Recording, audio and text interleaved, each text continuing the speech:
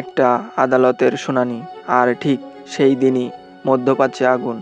এটা কি ছিল কাকতালীয়, নাকি বিশ্বের সামনে কিছু আড়াল করার চেষ্টা? কারণ ইতিহাস বলে, বড় খবর ঢাকতে বড় ঘটনা ঘটানো এটা নতুন কিছু না। আজকের ভিডিওটা শুরু করার আগেই একটা কথা মনে রাখো, আমরা এখানে কোনো গুজব ছড়াতে আসিনি। আমরা দেখাবো তথ্য, টাইমলাইন আর প্রশ্ন।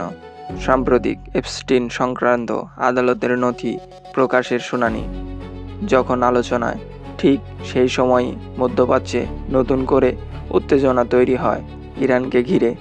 অনেকেই বলেছেন ইরানে হামলা করার টাইমিংটা সন্দেহজনক। এপস্টিন ফাইলের দিক থেকে সবার নজর ঘোরানোর জন্যই নাকি এই হামলাটি করা হয়েছে। চলো ধাপে ধাপে সব দেখি। এপস্টিন কেস কোনো সাধারণ মামলা নয়। এখানে জড়িত ছিল ক্ষমতাধর ব্যক্তিদের নাম, আন্তর্জাতিক নেটওয়ার্কের অভিযোগ, বহু বছরের সিল করা ডকুমেন্ট। যখনই এই ফাইলগুলো আদালতের আলোচনায় আসে, বিশ্বজুড়ের মিডিয়ার নজরে পড়ে যায়। কারণ এই মামলার প্রভাব শুধু আইনি না, রাজনৈতিক ও সামাজিক দিক থেকেও অনেক বড়। ঠিক এই সময়ই খবর আসে মধ্যপ্রাচ্যে নতুন করে সামরিক উত্তেজনা, বিশেষ করে ইসরায়েল ও ইরানকে ঘিরে। বিশেষজ্ঞরা বলছে এই অঞ্চলের উত্তেজনা নতুন কোনো কিছু নয়, কারণ দীর্ঘদিনের শত্রুতা, প্রক্সি সংঘর্ষ, পারমাণবিক ইস্যু, আঞ্চলিক শক্তির লড়াই। অর্থাৎ হামলার নিজস্ব ভূ রাজনৈতিক কারণ আগেও ছিল। এখন আসল প্রশ্ন, দুইটি ঘটনা কাছাকাছি সময়ে ঘটেছে এটা সত্য, কিন্তু এখানে তিনটি সম্ভাবনা থাকে। সম্ভাবনা এক, সম্পূর্ণ কাকতালীয়, বিশ্ব রাজনীতিতে একসাথে অনেক ঘটনা ঘটে। সম্ভাবনা দুই, মিডিয়ার ফোকাস শিফট, বড় যুদ্ধ হলে মানুষের নজর সেদিকেই যাবে, এটাই বাস্তব। সম্ভাবনা তিন, পরিকল্পিত ডাইভারশন।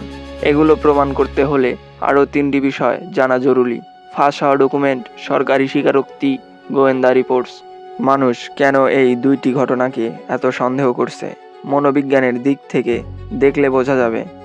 মানুষ স্বাভাবিকভাবেই বড় ঘটনার পেছনে গোপন গল্প অনেক সময়ই তা লুকিয়ে রাখে। কারণ ক্ষমতাবানদের প্রতি অবিশ্বাস, অতীতের গোপন অপারেশনের ইতিহাস, সোশ্যাল মিডিয়ায় দ্রুত গুজব ছড়ানো। তাই প্রশ্ন ওঠা অস্বাভাবিক না, কিন্তু প্রশ্ন আর প্রমাণ এক জিনিস না। তাহলে আসল সত্যটা কি?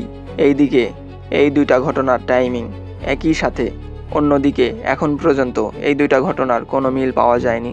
তবে এই দুইটা ঘটনা একও হতে পারে। ইতিহাস আমাদের একটা জিনিসই শেখায়, সব ঘটনা কাকতালীয় ঘটে না। সব ঘটনার পেছনে কোনো না কোনো কারণ থাকে। আবার সব সন্দেহ সত্য হয় না। তাহলে সত্যটা কোথায় তা সময়ই বলে দেবে। তোমার কি মনে হয়, এটা কি শুধু কাকতালীয়, নাকি এর পেছনে বড় কোনো খেলা আছে? কমেন্ট করে তোমার মতামত জানাও। ভিডিওটি ভালো লাগলে একটা লাইক দাও, আর এমন গভীর বিশ্লেষণের জন্য সাবস্ক্রাইব করো গ্লোবাল মিস্টিরিয়াস হাব ইউটিউব চ্যানেলকে।